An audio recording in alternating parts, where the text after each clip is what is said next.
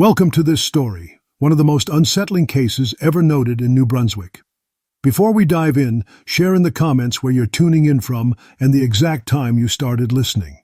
It's always interesting to see the different places and hours of the day or night where these stories reach. It began in the late summer of 1921, when a modest medical examiner's office recorded a curious file from the outskirts of New Brunswick County. The record bears the name Margaret Ellison, a widow whose husband, Thomas Ellison, had died under somewhat vague circumstances the previous year. According to the file, Margaret petitioned for custody of his personal effects, including a small house on the edge of town, but also requested, oddly, an extended period of access to his remains before burial. The document lists her address as the Edgeview Morgue Annex, a name apparently adopted after the Ellison acquisition. The county ledger notes that this annex was scarcely used, officially registered but rarely visited. Local newspapers of 1921 mention the morgue in passing, often in obituaries or brief coroner notices, but nothing about a widow paying to spend time with a corpse. In the archives, a single mention surfaces. Mrs. Ellison to visit remains Thursday evening. The juxtaposition of public mourning and private ritual sets the tone for what followed. The morgue annex stood alone on a cold lane, reachable only by a gravel path flanked by dense woods. On the night of October 13th, the county constable, Robert Klein, was dispatched to investigate a disturbance. The weather was unseasonably mild, with a low mist crawling among the trees. Klein's report describes arriving at the annex door just past midnight and hearing what sounded like soft sobbing and a metallic scrape from within. He entered, but found only Margaret sitting in the dim lantern light beside the cove. Red body of her husband, though the sheet draped him entirely, down to the shoes. Her eyes were empty, the silence thick. The constable recorded her words later. "I must not be alone with him." That was the first recorded incident. Within weeks, neighbors in nearby Cedar Ridge spoke of lights at odd hours, mournful sighs in the dark, and a door ajar at the morgue where none had been authorized. One Mrs. Harrow wrote an affidavit. "I saw a woman in white through a window, kneeling by the coffin with her head bowed." Another neighbor claimed a figure stood outside in the fog, watching the morgue from the gloom. During these nights, no official guard was stationed, and the morgue annex was considered off-limits after dusk. Town meeting minutes from December 1921 show growing concern. The coroner, Dr. Samuel Worth, requested extra funding for additional staff and barred any extended private viewing of bodies. But county funding was slow, and the Ellison Annex remained under minimal watch. In February 1922, an inspector named Charles Devlin visited the morgue and noted no broken seals, no evidence of forced entry, yet logged faint scratches on the wooden floor beneath the body table. Devlin's inspection mentions a ledger found tucked beneath a floorboard, a small journal signed M.E. It contained fragmented entries. 2:13 a.m. Cannot leave him alone. Must guard the quiet. The watcher returned. The journal hinted that Margaret believed someone or something lurked just outside. The inspector cautiously recorded that entry as delusional concern, yet preserved it in the morgue file. A casual recall. Years later, a local historian comparing this case to the Hall Mills murder case would note the eerie resemblance. Married figures found under suspicious circumstances, media frenzy, and never quite solved. The Hall Mills case in 1922 involved a double murder of a pianist and a choir singer, and although public notoriety was high, it too remained unresolved. Many in local historical circles invoked Hall Mills as a parallel, though the Ellison case sank into quiet obscurity. By the spring of 1922, the county clerk's records listed the Ellison Morgue Annex as inactive, though no formal closure order existed. That ambiguity would prove troublesome later. The caretaker assigned to the main cemetery, a veteran named Harold Merton, was asked to inventory any remaining items in the annex before it could be transferred to the next of kin. Merton's written statement, preserved in the county archives, describes an atmosphere of heavy stillness. The air was foul with kerosene and mildew. A single chair stood by the slab, and the walls were covered with handwriting that looked like chalk marks or prayers. He found the coffin lid resting on the floor, and according to his account, the body wrapped entirely in a burial sheet, untampered, but a pale handprint visible on the cloth near the chest. Merton reported that the building was otherwise undisturbed, save for the distinct scent of wilted flowers, as though someone had been there just hours before. When the constable asked who held the keys, Merton replied that only Mrs. Ellison and Dr. Worth had ever signed them out. Worth, when questioned, insisted the key in his possession had not left his desk for weeks. Margaret was summoned, but could not be found. Her rented quarters on Broad Street were vacated, her belongings sold for unpaid rent. The landlord mentioned a visitor who had come looking for her. A man in a long coat, older, polite, with an accent. He asked for the morgue and left when I said she'd gone.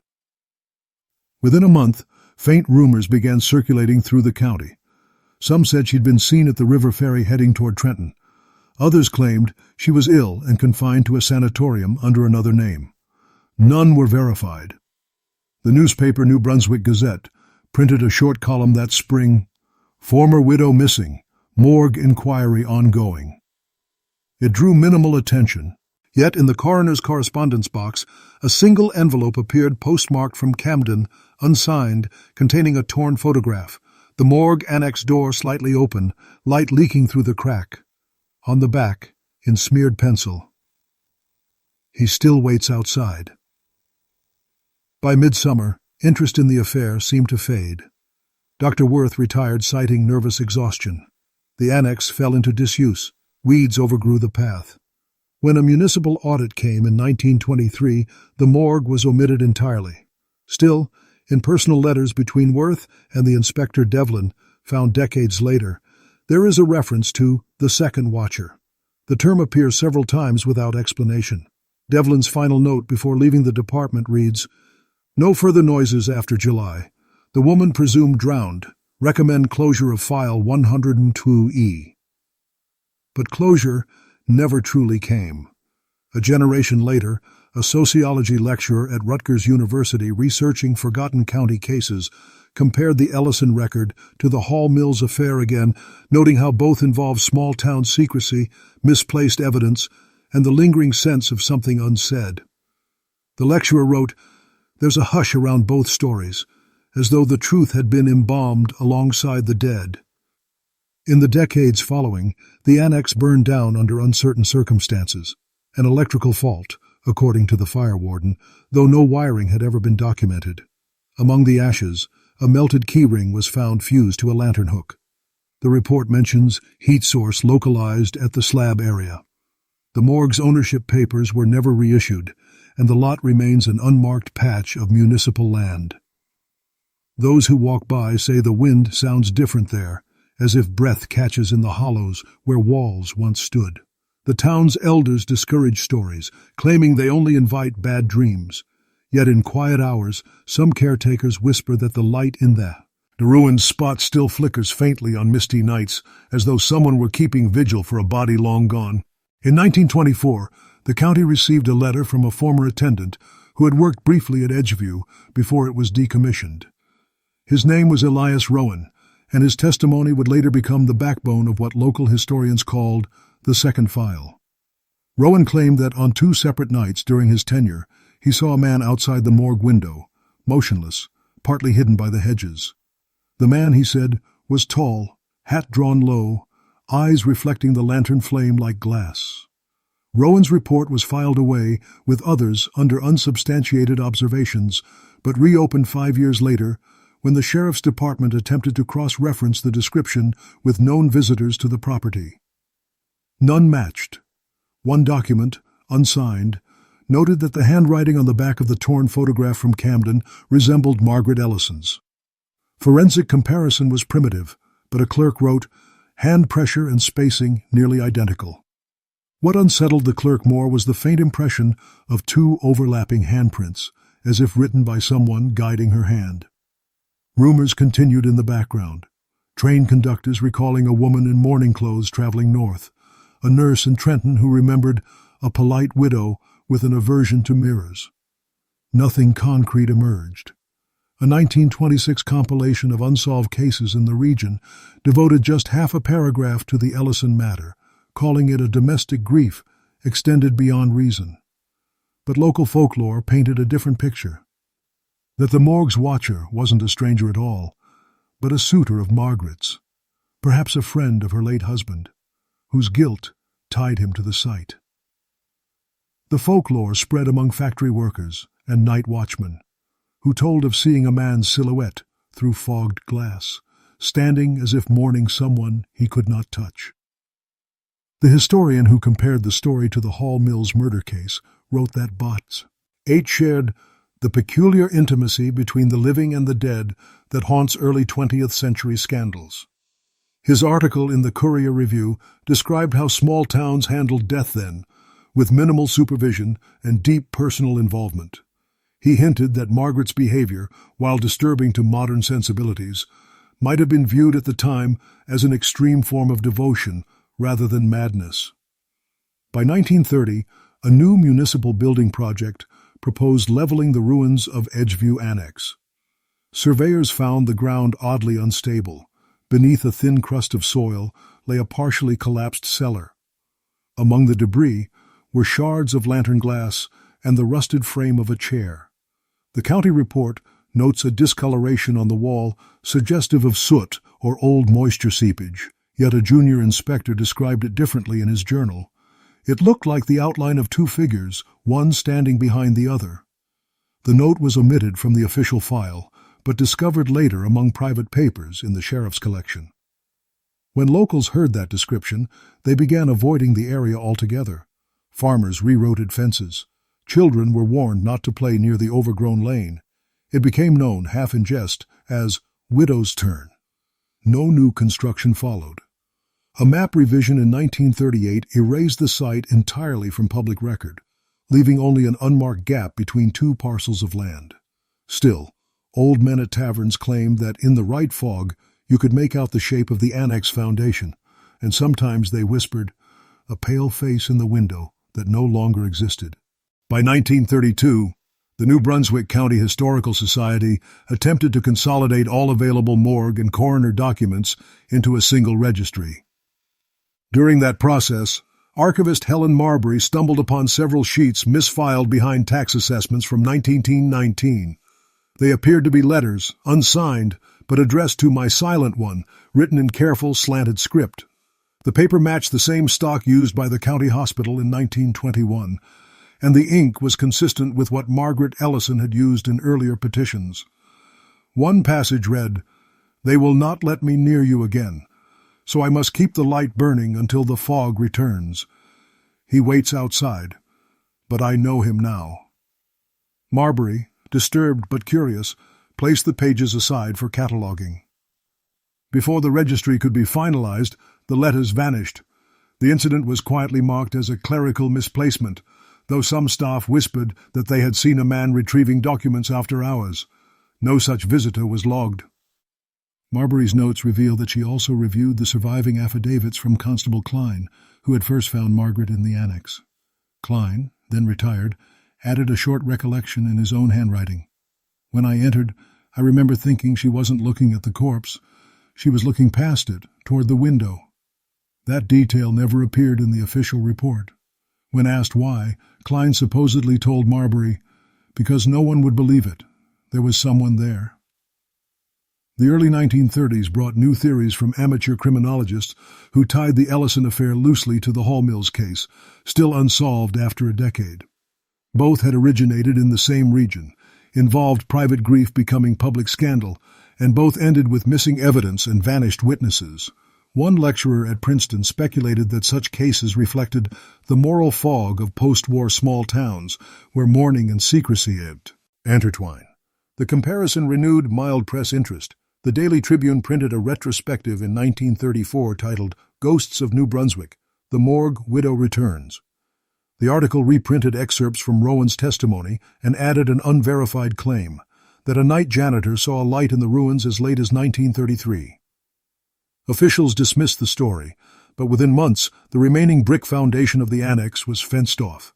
Despite that, Two vagrants camping nearby later told police they heard a woman's cry, muffled as if behind glass. Their statement was recorded and forgotten until rediscovered in a 1950 audit. The vagrants' names were never confirmed, but the handwriting of the officer who filed the report matched that of Elias Rowan, the former attendant now working as a night guard. In the margin of his notebook, he had written a simple line: "She's not gone. She's waiting for him to leave." Rowan died in 1935. His possessions were auctioned publicly. Among them, a small brass key labeled EMA appeared in the inventory but was never claimed.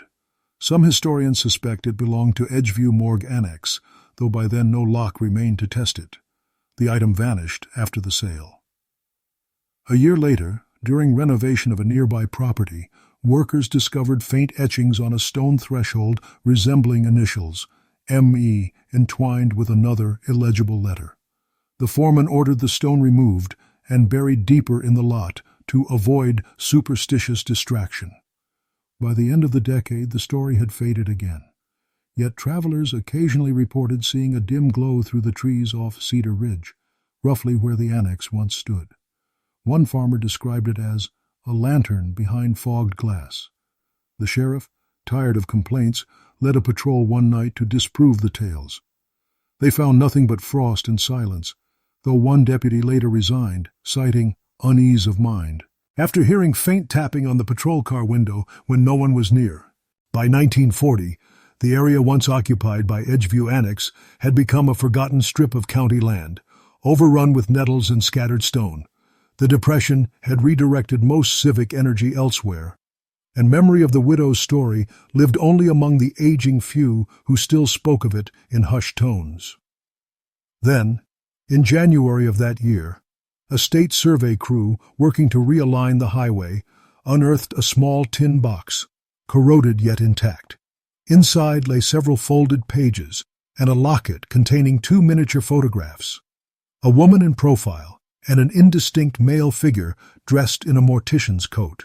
The photos were brittle, water-damaged, but someone had carefully sealed them in wax. The notes were less fortunate, faint lines of script, portions of which read, "He stands by the window again. If they move me, he will not know where to look." The discovery reached the local press under the headline, "Old Morgue Box Found, Widow's Tale Recalled." For a week, readers revived old theories. The sheriff's office refused to authenticate the find, claiming it was likely planted by curiosity seekers. Yet one page bore a date stamp, February 1922, and a signature that experts tentatively matched to Margaret Ellison's earlier court petitions. The ink composition, analyzed decades later, aligned precisely with stock used by the county clerk's office that same year. That coincidence reignited the file briefly in 1941 when a young historian, Dr. Leonard Bryce, wrote an essay linking the Ellison narrative to patterns of grief psychosis observed in post-war America. He cited the Hall Mills case as an example of society's fascination with scandal and secrecy, noting how both tales blended rumor and fact until neither could be separated from local identity. Dr. Bryce interviewed several elderly residents who remembered the morgue. One, Martha Klein, daughter of the original constable, recalled her father. "Ours unease. He used to say it wasn't just one woman and one man in that building. There were 3 souls involved, and one never left." Bryce's field notes show that she described recurring dreams of a figure outside her window wearing a hat, as if waiting for permission to enter. He dismissed the details as subconscious inheritance, but recorded them faithfully. The war years buried interest once more. The county cleared the site to build a small munitions warehouse, but construction halted after workers reported odd disturbances: tools misplaced, lanterns extinguished without wind, chalk markings appearing overnight on stored crates. The project foreman, Henry Paul, wrote in a report to the Board of Works, "No animal tracks visible, no human trespassers," but the men refused night shifts. Within weeks, Paul himself resigned, citing nervous fatigue. The warehouse plan was scrapped. The lot reverted to unused government property. Its entry in municipal records was quietly labeled restricted ground, unstable foundation. No one formally linked those events to the Ellison case, Yet in local taverns, men muttered that the widow had finally gotten her wish, to keep everyone away from her husband. The legend took on new life in oral form. Children dared each other to walk the ridge after dark, and a local preacher used the story as a sermon warning against unnatural devotion. Through all of it, the county held firm that nothing ever happened there worth remembering. But memory has a way of surviving outside paper and ink. In one of Bryce's last notebooks before his death in 1950, he wrote, "If the widow's ghost lingers, it is not in the house or the ground, but in the silence between two watchers, one inside, one out." In the years following Dr. Bryce's death, his unfinished manuscript on forgotten New Jersey cases was donated to Rutgers University. Among the notes for the Ellison file, archivists found a single page labeled Unverified Postscript. The handwriting appeared rushed, as if written in poor light. It read, "Re-examine county property lot 42B, Edgeview coordinates approximate but misaligned.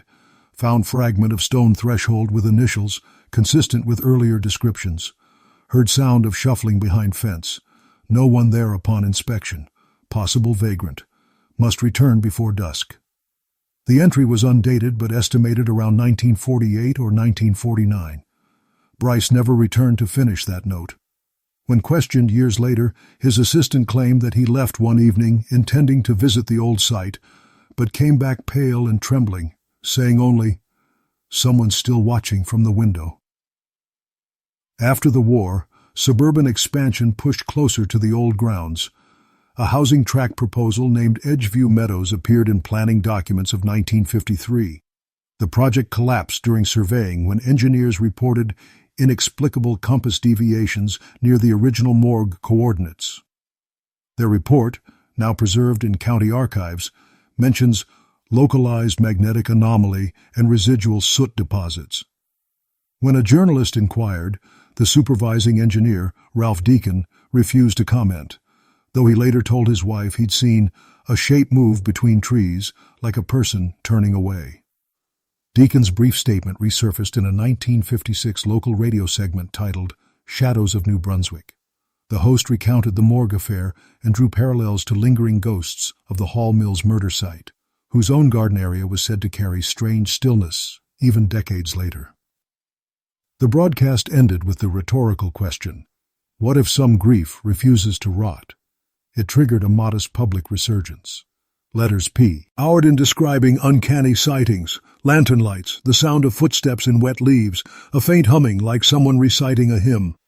Most were dismissed as pranks or overactive imaginations, yet one letter stood out. It came from Helen Marbury, by then an elderly woman, the same archivist who had found Margaret's missing letters 30 years prior. Her handwriting was shaky but unmistakable. She wrote, "I have seen her again in dream or memory, seated by the covered form. There is another figure at the glass. Neither move." The radio host read her message on air, unaware she had died 2 weeks before it arrived. Officials made no comment, but a local newspaper quietly noted her passing beneath a column of obituaries. Beloved librarian and historian, age 82. Survived by no immediate family. Shortly after, the county records office received an anonymous envelope containing a small photograph, undeveloped film negative, and one key labeled A. The negative, once processed, revealed what appeared to be a dim interior, faint outlines of a slab and a curtain, and in the background, what might be a human silhouette framed by a square of light. The authenticity was never proven, and the image now sits sealed in the Rutgers Folklore Archive under restricted access. The following year, construction crews widening the access road near Cedar Ridge uncovered fragments of white cloth preserved beneath layers of soil. The cloth was chemically tested. It proved to be human burial linen, dating roughly to the early 1920s. Nothing further was found, but the discovery revived the Morgue affair in brief headlines. Morgue widow's cloth found beneath ridge. Then silence again, as if the land itself refused to offer more. By the early 1960s, the Ellison story existed only in rumor, and a handful of fading newspaper clippings tucked into the drawers of amateur collectors. Yet for those who lived near the old ridge, the tale remained uncomfortably alive. During the winter of 1961, a small team of geology students from Rutgers conducted soil analysis in the Cedar Ridge area to measure subsidence for new road plans. Their supervisor, Dr. Ruth Kearns, later wrote a short paper that would never be published. In her private notes, she described a settlement depression, forming precisely along the outline where Edgeview Annex once stood. Within that depression, under frozen soil, her team found remnants of brick, a bent iron hinge, and a small circle of charred earth unlike any surrounding layer. A faint metallic odor hung in the air even decades after the fire. One student recalled that when they unearthed the hinge, they heard a soft clinking, as if someone tapped the glass from below. Kearns dismissed it as shifting frost, but the phrase stayed in her margins. Sound repeated twice, faint, deliberate. The university's maintenance division ordered the pit resealed within days. The official reason was structural instability, but correspondence between Kearns and the county engineer shows mutual unease. "I can't justify it scientifically," she wrote, "but it feels as though the ground itself resists closure." Her colleague replied only, "Perhaps it should remain undisturbed." Neither pursued the matter further. In the same year, an elderly resident named Harold Merton, Jr., son of the caretaker who had inventoried the morgue, told the New Brunswick Chronicle that his father used to wake shouting from sleep, convinced someone was knocking on a door that no longer existed. He said she was calling him to open it, Merton Jr. recalled. He'd get up, check the windows, and whisper, "Not tonight." The article drew mild attention from local readers who remembered the old legends. One wrote in response, claiming that her grandmother had attended a small church near the ridge and once saw a woman in black kneeling by the burned foundation, whispering to something unseen. Her description matched that of Margaret Ellison's surviving photograph almost exactly. When shown the image decades later, she reportedly said, "Yes, that face, though older, sadder, like she was still waiting."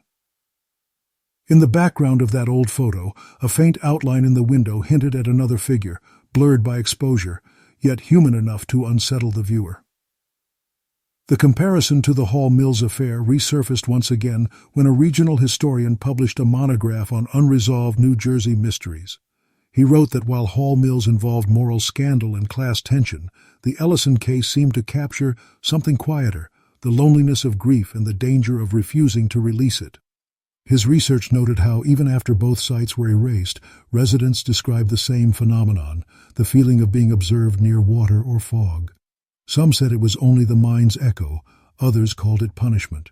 The historian concluded, "Whatever the truth, both stories share a stillness that refuses correction." By the decade's end, the remaining structures around Cedar Ridge had vanished beneath the sprawl of post-war housing. The area where the morgue once stood became part of a cul-de-sac lined with modest homes. Yet among those living there, a strange rumor persisted. On nights of heavy mist, a dim glow sometimes appeared behind the trees, as though lantern light shimmered through fogged glass. Dogs barked toward nothing, and a few children claimed they heard tapping at their windows, 3 short knocks, always in the same rhythm. Parents laughed it off, but no one ever stayed long in the houses closest to the ridge. In 1963, a new family moved into the cul-de-sac bordering the old ridge. Their name appears in county tax rolls as the Rowlands, a quiet couple with one daughter, 9-year-old Clara. Within weeks of settling, neighbors recalled hearing the child speak to the lady at the window. Her parents assumed it was imaginary until one evening in late November when Clara woke screaming that the man's outside again, looking in. Her mother, convinced it was a bad dream, checked the yard. Nothing but mist and frost. Yet the next morning, faint handprints appeared on the outer glass, large, spread wide, as though someone had leaned in from the darkness. The prints were too high for Clara to reach. The Rowlands wiped them away, only to find them reappear days later, always facing inward. A letter preserved in the county maintenance file records a complaint from Mr. Rowland about persistent condensation marks on new windows and a recurring odor of kerosene near the back fence. The official reply assured him there were no residual materials from the former property and advised repainting. But the correspondence was appended with a handwritten note from the inspector himself. "Avoid dusk visits. Ground remains unsettled. That winter, a blizzard cut power to the cul-de-sac for 2 nights. During the outage, several residents claimed to see a dim glow moving between the trees. One man, a postal worker named Edgar Hoyt, told a reporter later, "It looked like someone carrying a lantern, but the light didn't sway. It floated." His wife contradicted him, saying it came from the Rowlands' window. She insisted she saw a shadow of a woman sitting beside the glass, like she was waiting for someone outside. When power returned, Mr. Rowland visited the county office, demanding to know what the land had once been. The clerk on duty, unaware of the full story, found an old deed stamped Edgevie, EU Annex, revoked 1925. The man returned home, reportedly pale and silent. Within a month, the Rowlands sold the house and moved west. The property changed owners 3 times over the next 2 years. Each left abruptly, citing unease or unexplained noises. In 1966, a retired janitor from Rutgers, none other than Elias Rowan's nephew, according to genealogy notes, visited the site out of curiosity. He told a local librarian that he felt drawn to see where his uncle once kept watch. The librarian later wrote in her personal diary, "He went alone near twilight carrying an old brass key he claimed was found among family things." The man never returned home that night. His coat was discovered by police near the ridge fence, pockets empty except for a crumpled photograph showing a covered body on a table, and faintly in the background a man's reflection in a window pane. No one could determine when or where the image was taken. The brass key was never found. When local reporters revisited the legend, they tied this disappearance back to the Morgue affair, speculating that perhaps the site itself compelled a repetition, each generation producing one new watcher. County authorities dismissed such talk, yet a brief internal memo from a deputy sheriff reads, "Area sealed pending soil inspection, advise closing ridge path indefinitely." From then on, the land was fenced and marked private. The families who remained learned to ignore small disturbances, footsteps on gravel when no one walked, a tapping that stopped the instant lights were turned on. In a 1968 local oral history project, one resident summed up the town's feeling. "It isn't haunted like in stories. It's quieter, like something waiting for the right night to be noticed again." In 1969, the fencing around the old ridge began to collapse under ivy and weather. A local developer proposed clearing the ground entirely, flattening it for storage sheds. County officials agreed, though older clerks privately objected. The records of the clearance remain incomplete. What survives are brief field notes by Supervisor Lyle Becker, who managed the small demolition crew that autumn. His logbook states, "Ground unusually soft in central portion. Subsurface ash layer discovered. Depth irregular, possibly from earlier burn. Crew disturbed by odor described as sweet rot. One laborer refused to return after dusk." Becker's entries cease abruptly midweek. A separate hand, possibly a substitute clerk, resumed the log. Supervisor absent since morning inspection, tools left in place, work halted pending inquiry. The missing person file for Lyle Becker survives only as a single sheet stamped, unresolved, 1970. No formal investigation followed. The developer withdrew, claiming community resistance, though residents suspected the machinery had malfunctioned. One crane reported loss of hydraulics and mechanical failure due to moisture. Mechanics who examined the equipment later found no clear reason for the breakdown. They did, however, note residue inside the controls, described as fine gray dust that smelled faintly of lamp oil. None could explain how it entered sealed components. The company abandoned the site entirely by early 1970, leaving half-filled trenches and scattered boards. Locals referred to it once more as the Morgue Field. That same year, an independent journalist from Trenton, Caroline Drew, sought to document New Jersey's unsolved historical cases. She tracked the Ellison records, the lost inspector's ledger, and even the Hall Mills parallels, weaving them into a proposed book titled The Quiet Ones of Cedar Ridge. Her correspondence to a key. Oleg reveals her deep unease. Every name leads to another absence. Files vanish, addresses shift. Someone still monitors requests. The window between archive and ground feels terribly thin. She last visited the ridge in March 1970, taking photographs for her project. Those prints were never published. Her notebook, recovered from her desk after she moved abroad, ends with one unfinished line. Saw light behind trees. Felt watched from the other side. The following spring, heavy rain exposed parts of the buried foundation once more. Children from the nearby subdivision found a fragment of white tile inscribed with a hand-carved cross and two letters, M and E. Their parents, alarmed, handed it to local police. The tile disappeared en route to county storage. Officials later claimed it had crumbled in transit. Yet one photograph survives in a private collection, the letters still visible, carved deep and deliberate. After 1971, the last official mention of Edgeview or the Ellison case vanished from public record. Maps now list the area only as Municipal Reserve Plot 14, a patch of undeveloped woodland marked unsafe for building due to ground instability. At night, the trees absorb sound.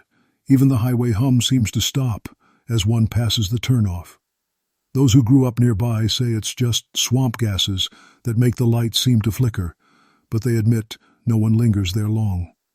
Old-timers recall the widow's photograph, her still face beside the covered form, the faint outline of a man behind glass. They say time has buried the bodies and burned the papers, yet the stare through that imagined window endures. Sometimes, when fog drifts low across Cedar Ridge, the shape of the annex seems to reform for an instant. A dim square of light, a shadow moving within. And though no living soul keeps watch there anymore, travelers swear the feeling remains, that someone, unseen, is still watching from the dark beyond the pane.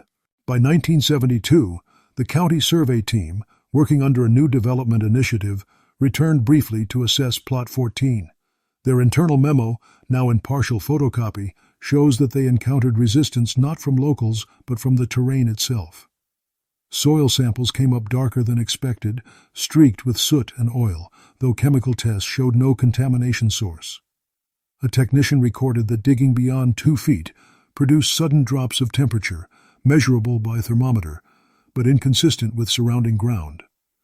The foreman, Paul Henders, instructed his team to abandon the deeper cores.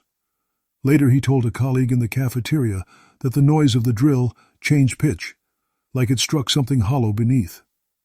No further excavation was attempted. A month later, Henders resigned, moving to Pennsylvania and refusing interviews. The story might have ended there, absorbed by bureaucratic silence, if not for a local history club meeting held that fall.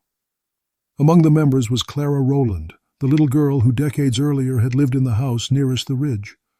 Now in her 20s, she returned to speak at the small community library. The transcript of her talk survives in typewritten form.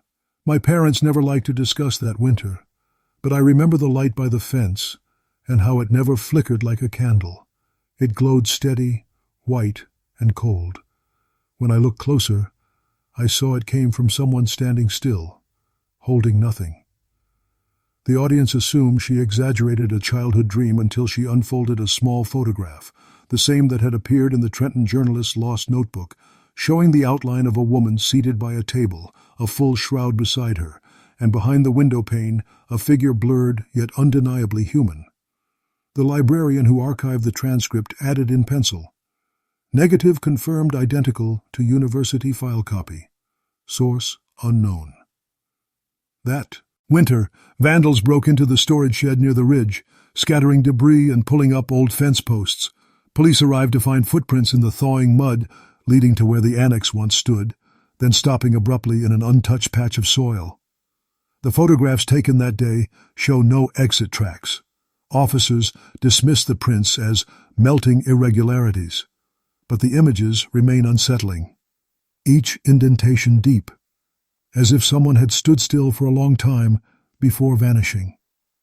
One constable, reviewing the photos years later, noticed faint parallel lines crossing the prints, similar to those found in lantern stands from the early 20th century.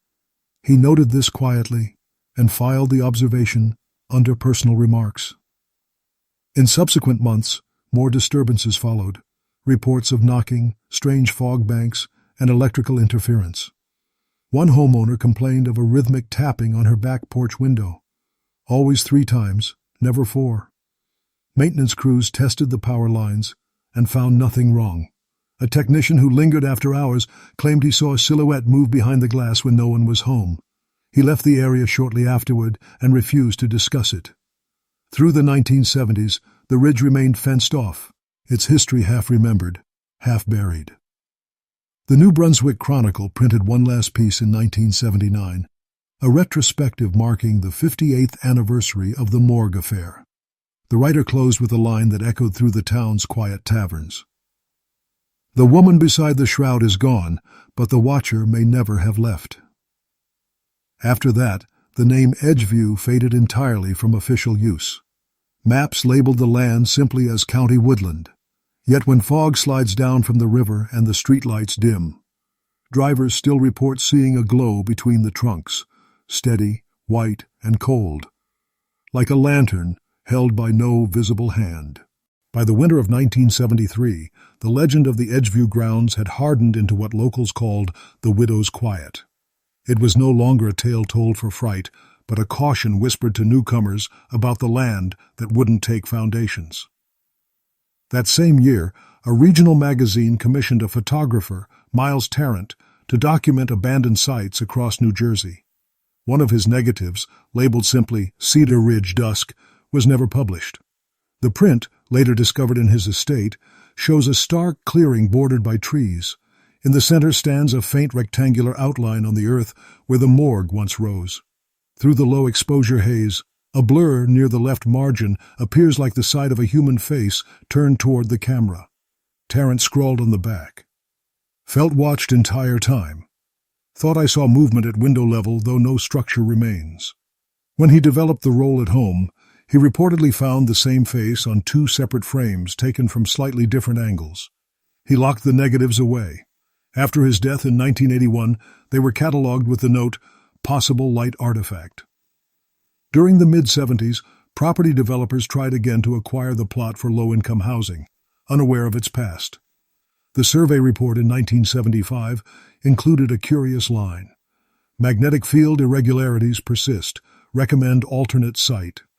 This echoed the unexplained compass drift from 1953, mentioned in Bryce's earlier notes. One geologist who reviewed the findings off record said the interference appeared strongest near a sublayer of fused ash and lime, consistent with an old burn or chemical spill. When pressed, he added quietly, "It isn't chemical. It feels deliberate." His choice of words resurfaced years later when a local teacher, conducting a folklore project with her students, gathered oral testimonies from elderly residents. One, Mrs. Marjorie Holt, claimed her father had worked briefly under Dr. Worth in the 1920s, and once described the annex as a place that kept its own temperature. She told the class that when she was a child, her father forbade her to walk near the ridge after sunset. He said the woman there loved too deeply to die, she recalled. The students laughed, but her eyes filled with tears before she continued. He said the man outside loved her more. The interview was archived on reel-to-reel tape, faint hum beneath the voice. At one point, a soft tapping noise repeats in the background, 3 quick knocks, followed by silence. The teacher assumed it came from the radiator, but the sound pattern matched reports from residents in the 1960s and earlier accounts from the morgue itself. When the tape was digitized decades later, technicians noticed that the knocks occurred not just once, but at precise intervals, as though responding to certain phrases in the interview.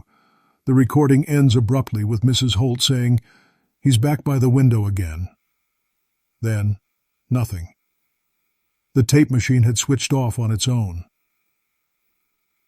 The remaining years of that decade passed quietly, but occasional visitors reported strange disorientation near the trees, headaches, time loss, faint nausea. County officials blamed humidity pockets from the river.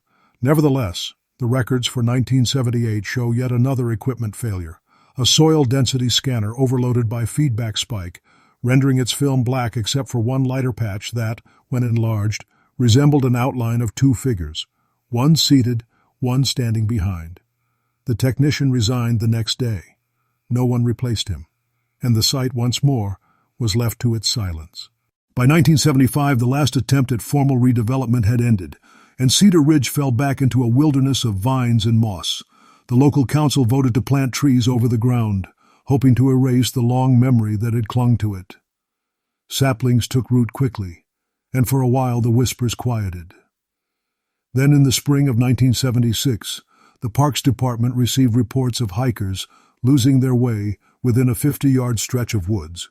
Compasses spun erratically, and people described hearing metal shifting beneath the earth, like iron doors dragging against stone. A ranger named Tom Leary filed a log entry that survives on yellowed paper. Sound repeated 3 times, even spacing. Ground solid. No visible cause. Leary was a level-headed man, veteran of the state service, not prone to embellishment. He returned the next night with another ranger to document the noise. They set a small tape recorder on a stump.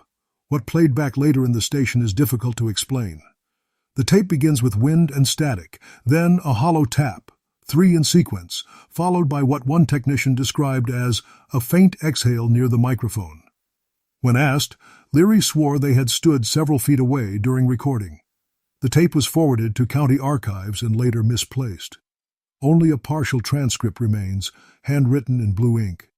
3 knocks, pause, whisper, unintelligible female tone. That summer, a volunteer cleanup crew stumbled upon remnants of the old foundation, slabs of concrete intertwined with roots. One worker uncovered a corroded metal tag stamped EMA 112. Another recognized the initials from local stories and insisted on reburying it immediately. The crew chief agreed. When the site was revisited weeks later, the marker could not be found. The ground had sunk slightly, leaving a shallow depression shaped almost like a footprint. Around that same time, the Universitaire. He hosted a public lecture on regional folklore. A historian compared the Edgeview affair again to the Hall Mills case, citing how both had become ritual spaces of retold tragedy, where fact and superstition fuse until the land itself participates in the memory. He ended with a chilling suggestion that repetition itself, the watches, the windows, the knocks, was a symptom of history refusing burial. In the audience sat an elderly man who later introduced himself as Robert Devlin, a nephew of the original inspector Charles Devlin. He told the speaker quietly afterward that his family still kept the old ledger. When the historian asked to see it, Devlin hesitated. "It isn't safe to open after dark," he said, and walked away. 2 weeks later, the historian's office caught fire. Only a few files were saved, one page singed but legible. Across its margin someone had written, "He still waits outside." Fire investigators found no accelerant, no electrical fault. The blaze had begun, inexplicably, in a locked cabinet containing photographs from Cedar Ridge. By year's end, the state designated the ridge area as a conservation buffer, barring further construction or excavation.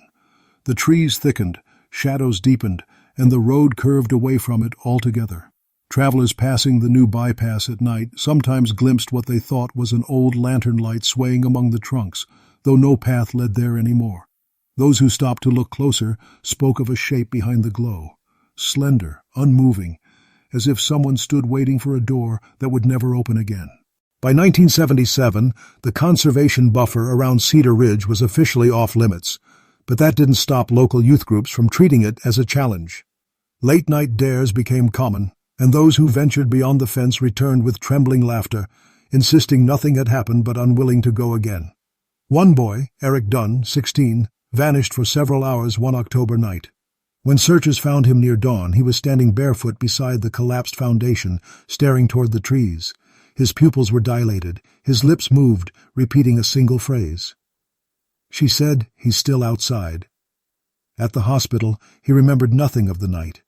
His boots were later discovered 30 feet away, placed neatly side by side as though set by hand. The story never reached print. The sheriff's log marks it only as juvenile trespass. Resolved, the event rekindled fear among older residents. A councilwoman petitioned for new fencing and lighting, claiming that local legend was feeding unhealthy curiosity. Her motion failed for lack of funds. But during the hearing, a clerk from the record office submitted an unsigned note urging officials to leave the ground as it is. The handwriting matched that of the late archivist, Helen Marbury, though she had been dead more than a decade. The clerk swore the note had arrived through interoffice mail that morning. No one traced its origin.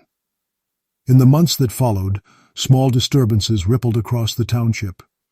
Residents near the ridge reported their window shades moving in still air, picture frames tilting at precise angles, the scent of kerosene drifting without source. A letter to the Chronicle described a woman's humming outside one house at midnight. Police investigated, found no trespassers, and labeled it a prank. Yet officers admitted privately that the humming stopped whenever their flashlights swept the wind. It as though someone knew exactly when to fall silent. Around the same time, a university graduate student researching post-war folklore uncovered Dr. Bryce's unpublished notes and decided to revisit Cedar Ridge for his thesis. His name, Andrew Keller, appears once in campus logs. Equipment checkout dated April 1978. He borrowed a camera and a sound recorder. Neither was returned. Months later, the equipment surfaced in a pawn shop 2 towns over, sold by an unknown man who left no identification. The film inside the camera was fogged and streaked with overexposure except for one frame. A blurred interior, faint shapes of what looked like a table, a woman's shoulder, and behind her a darker form at what could have been a window. Keller never submitted his thesis. His advisor filed a missing person report that went nowhere. The last postcard Keller mailed home contained a single sentence: "I think I've found the watcher." The following winter, the town erected warning signs, "No entry, soft ground," and closed the access path entirely. Yet each year, near the anniversary of Margaret Ellison's death, new flowers appeared at the fence, never accompanied by a name. White lilies, always fresh, always gone by morning. The caretaker assumed it was vandals until he found one stem wedged into the fence itself, perfectly upright, its petals unmarked by frost. He left it there. When he returned the next day, the flower was gone, but the faint scent of kerosene lingered in the air. By 1978, the legend of Edgeview had evolved into something quieter and more intimate. A story told not to frighten children, but to warn them about promises made to the dead. In February of that year, the township held a small exhibition at the local library titled Lost Histories of New Brunswick. Among the photographs displayed was one labeled Unidentified Widow, circa 1920s. It showed a woman seated beside a long white shape on a table, her gaze fixed forward, expression unreadable. Beneath the glass, visitors noticed a faint reflection, a shadow resembling a man's profile at the edge of the frame. The curator later admitted she had borrowed the image from Rutgers archives without checking its provenance. When she attempted to return it the next morning, the print was missing. In its place lay a single scrap of paper bearing 3 penciled words: "He still waits."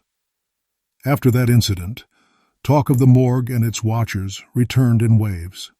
Retired sheriff's deputies were interviewed for a local radio segment on unsolved county legends.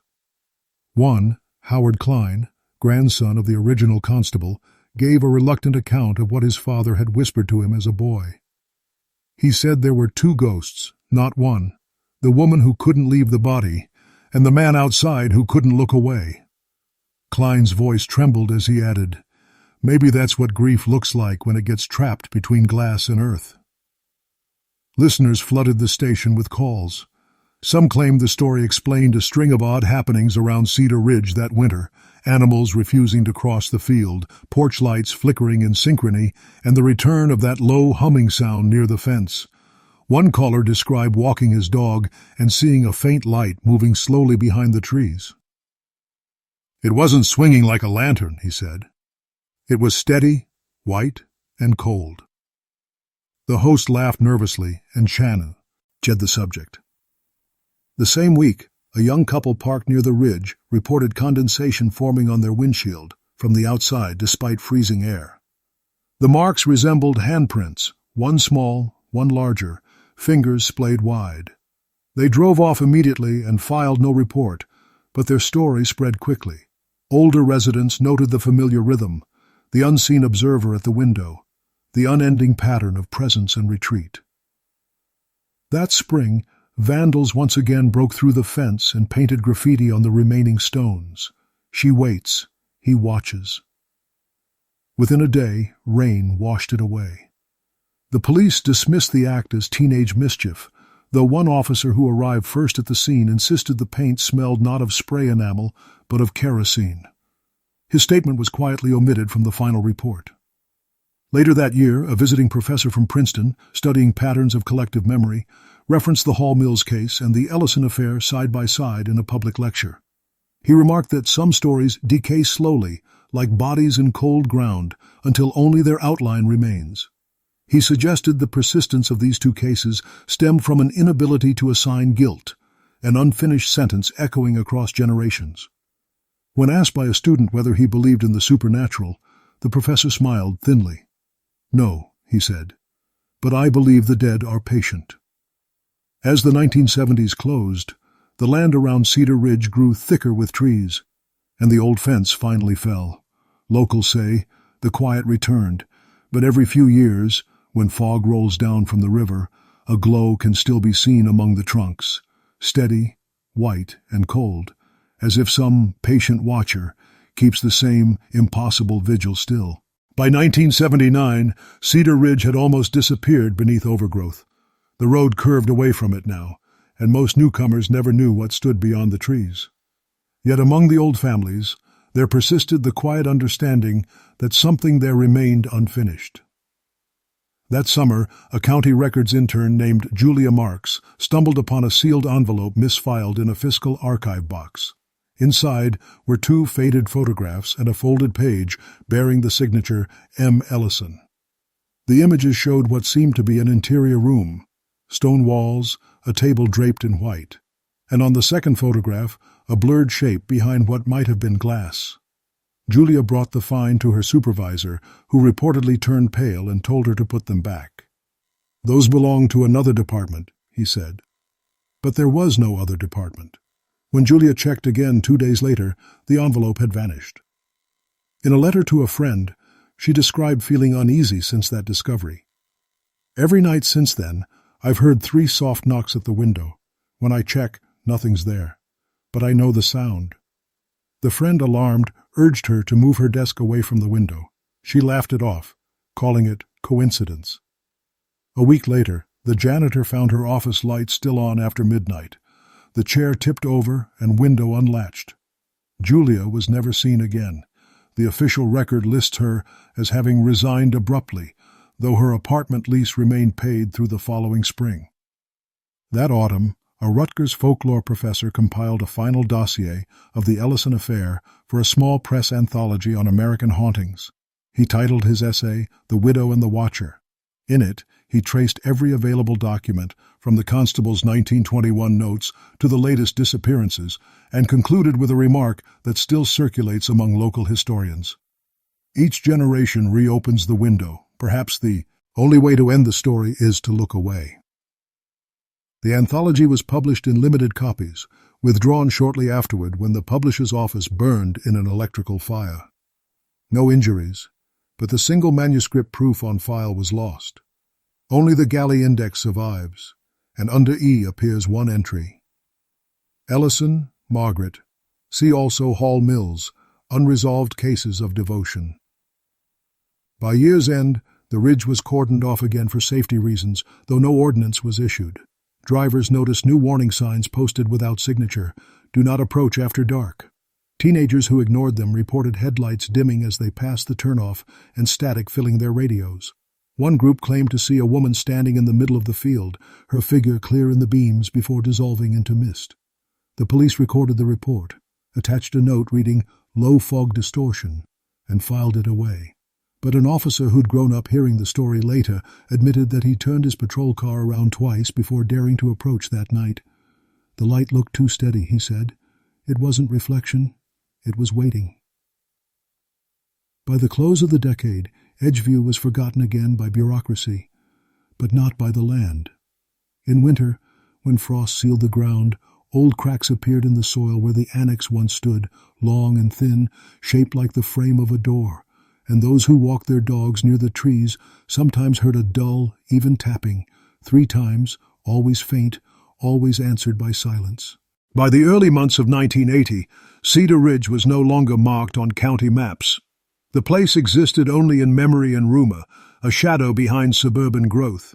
Yet in February that year, a maintenance crew clearing brush for a new power line found a section of stone foundation beneath the soil, charred black, smooth as glass in places. Among the stones lay a brass nameplate, warped but legible, Edgeview Annex. The workers turned it over to the town office, where it vanished within a week. One man from that crew later told his wife he'd seen letters beneath the soot, initials intertwined like vines, M.E. He refused to speak further, saying only that when he touched the plate, it felt warm, as if held near a flame. That spring, a local journalist named Peter Lang began writing a column on forgotten county legends. In the 5th installment, he revisited the Morgue affair, referencing the Hall Mills case and its unending fascination with secrecy and scandal. Lang's tone was skeptical but respectful. He wrote that some griefs simply repeat until the ground itself learns them by heart. He planned a follow-up visit to photograph the site.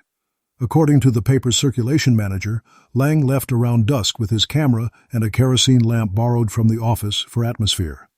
The next morning, the lamp was found extinguished beside the road, glass unbroken, still warm to the touch.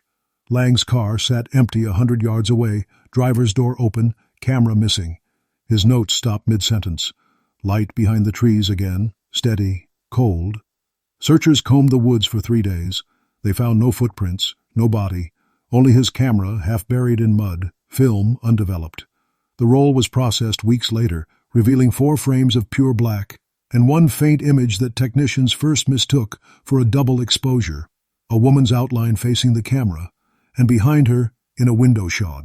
Ped reflection, the indistinct form of a man in a hat. The photograph remains sealed in the newspaper's archive vault. After Lang's disappearance, officials finally declared the ridge a restricted conservation zone. Heavy fencing went up once more, taller this time, with barbed wire across the top. But within months, vandals cut gaps in it, and the signs were stolen. Residents nearby swore they never heard the cutting, only a rhythmic knock echoing through the woods at night. 3 times, then quiet, one said, like someone asking to be let in. Over the following winter, power to nearby houses flickered whenever fog rose from the river. One homeowner noticed the pattern occurred only on nights matching the old coroner's report dates, October 13th, February 11th, March 3rd. The utility company blamed faulty transformers, but the service logs show no outages during those hours. A technician sent to inspect the lines wrote a single remark in his field book before leaving the job entirely. Saw face in window of empty lot. By spring of 1981, Cedar Ridge had become less a location than a silence, an unmarked gap of trees people hurried past without turning their heads. The county eventually rerouted the power line, leaving that stretch untouched. For those who lived nearby, the land carried a simple rule passed in whispers. Never stop there after dark, never answer 3 knocks, and never look long into the fog. They say if you do, you'll see 2 figures through the shifting mist, a woman beside something shrouded, and a man just beyond the glass, waiting for her to notice he's still there. By 1982, Cedar Ridge existed mostly as a name in footnotes and a subject of late-night speculation. The township grew over and around it. A supermarket, a parking lot, and a small elementary school now stood where the path once curved. Yet the core of the old annex site remained fenced, its soil labeled unstable. That spring, janitors at the school reported hearing faint metallic tapping through the ground-level windows of the gymnasium at closing time. 3 knocks, evenly spaced. The custodian supervisor chalked it up to pipes contracting, but when maintenance crews examined them, the lines were found dry and disconnected. The pattern persisted through March, always between midnight and 1. One janitor, Eleanor Briggs, began keeping a journal. She wrote, "Sometimes the sound comes from outside, sometimes behind me. Once I thought I saw a light in the trees, steady, white, cold." Her entries ended abruptly mid-April. She resigned 2 days later without explanation. That summer, construction began on an access road behind the new supermarket. While grading the area, workers unearthed what they believed was an old drainage tunnel. Inside were remnants of brick walls, scorched and fused together, forming a space roughly 6 feet long and 3 feet high. No remains were found, only a bent iron rod and fragments of glass resembling lamp chimneys. The site foreman halted work for inspection, but the next day, after a night of heavy fog, the tunnel had caved in completely. Photographs taken before the collapse show the faint outline of a rectangular mark on the back wall, as though something had once hung there, perhaps a plaque or a nameplate. The county halted the project indefinitely. By autumn, the school principal arranged a meeting with the local historical society to address the growing rumors among students. Children claimed to hear whispering in the hall near the G.Y.M.'s lower windows. One boy swore he'd seen a shadow man standing by the trees after a late sports practice, motionless, watching. Teachers dismissed it until one morning when condensation appeared on the outer glass. Handprints again, large, facing inward. The janitor who wiped them away said the glass felt warm despite the cold. Newspapers refused to cover it, weary of reigniting hysteria. Yet an underground pamphlet circulated among university students titled The Ellison Window, a case study in local persistence. Its anonymous author, believed to be a folklore graduate, claimed to have accessed sealed records through a sympathetic clerk. The pamphlet reproduced excerpts from Margaret Ellison's original petitions and from Dr. Worth's ledger. One passage stood out. The subject requests private access to remains during night hours, states that the deceased is not at rest, that he returns when lights are dimmed. The writer connected this with decades of sightings, arguing that the watcher was never a ghost, but a promise fulfilled, a presence repeating its vigil. The document spread quietly before being suppressed by university officials. Copies vanished from libraries, yet stories multiplied. Residents spoke again of the glow among the trees, a thin column of white that drifted from ground to window height, pausing, then fading. Some said the light came only when fog was low and the air still. Others said it came whenever someone mentioned the widow's name aloud near the fence. The few who dared to test that claim reported nothing except the feeling of being observed, a pressure behind the eyes, as if from the other side of a pane. By year's end, the town paved over the last open path to the ridge. Beneath the asphalt, workers buried the final fragments of brick and rusted hinges. When the job finished, they gathered their tools and left in silence. But later that night, motorists passing along the fresh pavement reported seeing reflections, not of their headlights, but of faint shapes moving parallel to them, one standing, one seated, fading with the fog. By 1983, Cedar Ridge was officially declared a closed parcel. No entry, no excavation, no record access. Yet for those who had grown up in New Brunswick, the story of Margaret Ellison and the watcher outside her window still slipped through conversations like smoke. Old residents said it wasn't a haunting, only history repeating itself in different forms. The fence rusted, the supermarket changed owners, and the school expanded, but the small wooded patch at the center of it all remained untouched. A triangle of shadow no one mowed or fenced again. In spring that year, a survey drone, one of the first used by the state for aerial mapping, recorded a temperature anomaly above that patch. Every frame showed a faint white shimmer near the ground, the size of a person, constant while everything else flickered. Analysts dismissed it as lens flare, yet one technician who reviewed the footage claimed to see something different. It's not reflection, it's shape. Someone sitting beside a table. He quit a week later and refused to discuss the file again. In 1984, the last formal mention of the Morgue affair appeared in a doctoral thesis on regional myth formation. The author, citing the Hall Mills case once more, wrote that Edgeview serves as a model of unresolved grief transformed into landscape, a place where remembrance itself becomes the haunting. He concluded that what people called ghosts might simply be repetition of sorrow that has nowhere else to go. The committee praised the paper for its restraint, though none questioned the author's final sentence. I went there at dusk, and I saw them. From then on, the Ellison name disappeared from public archives. The ledger, the photographs, the brass tag, all marked misplaced or destroyed. Yet each October, On nights when mist rises from the river and settles along the tree line, someone inevitably reports the same sight. A Lola behind the brush, steady and cold. Those who dare to stop say they glimpse through the fog what looks like a window where none should be, and behind it, two figures, one seated beside something covered in white, the other standing just beyond the glass. They never move, never fade, until the watcher looks away. And when the viewer finally turns to leave, a soft tapping sometimes follows. 3 knocks, measured, polite, the sound of someone asking permission to enter. No one ever answers. The ridge remains quiet, overgrown, its soil restless beneath the roots. Locals pass it without comment, though their eyes flicker toward the trees when headlights sweep across the bend. The houses stand peaceful. The town hums with new life. But that patch of land holds its own stillness, a pocket of unfinished breath.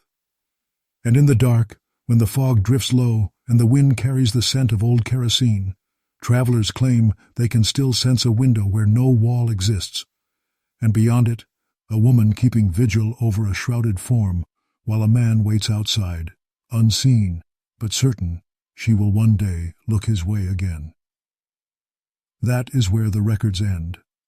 The town never solved what happened in the Morgue affair, never proved who watched whom, or whether anyone truly left that night in 1921. What remains is only the echo of their silence, a devotion that outlived its witnesses and a light that refuses to die.